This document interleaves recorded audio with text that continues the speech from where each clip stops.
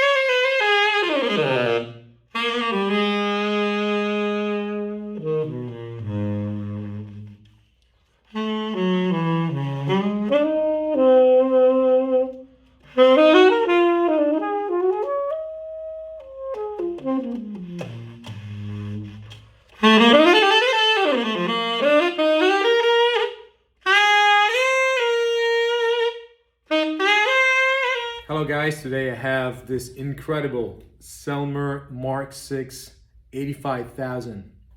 So this is one of the most, if not the most sought after serial number for tenors in absolute. And because, as you know, Michael Brecker has been recording with the serial number for most of his albums and tours throughout his career. But there's also another reason why these horns are so good and considered so special. And I think personally, having worked here a number of years and having tried all the serial numbers for Mark 6s, I think the 85,000 has a focus and darkness at the same time that most other Mark 6s don't have. For example, I mean, the very early Mark 6s like 55, 56, 57, and 58,000 serial number, those have, to my taste, the most interesting and sweet mellow tone, but they're a bit more spread than this one that has a similar level of, richness and harmonics. It's very buzzy, but at the same time is dark, spread, but focused.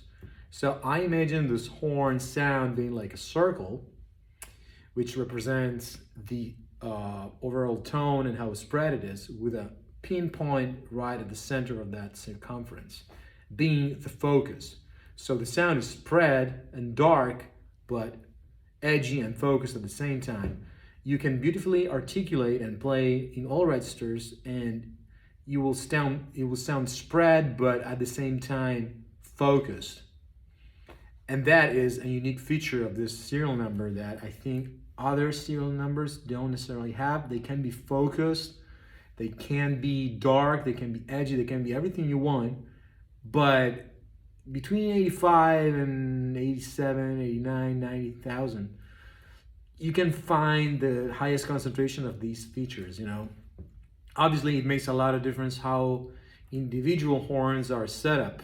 Like, Roberto is one of the greatest repairmen in the world, and he can set it up to make it more open, like I'm talking about key heights, to make the sound more powerful and more spread, and the response is also like popping out more, and the resonators and the pads, everything can make a discernible difference. So a lot of times you hear people saying, oh, I've tried Michael Brecker serial number Mark 6, but it didn't sound good. Okay, assuming they know what they're saying, because that's not obvious, it could really be that those horns were not properly set up, or they were leaking or something. So, that's not always a fair comparison. Also, it makes a difference if it's American assembled versus European assembled. There's a lot of speculation about it, but for some reason, I have consistently found out that American assembled horns have a more open tone. Feels like they're a bit more open and free-blowing for some reason.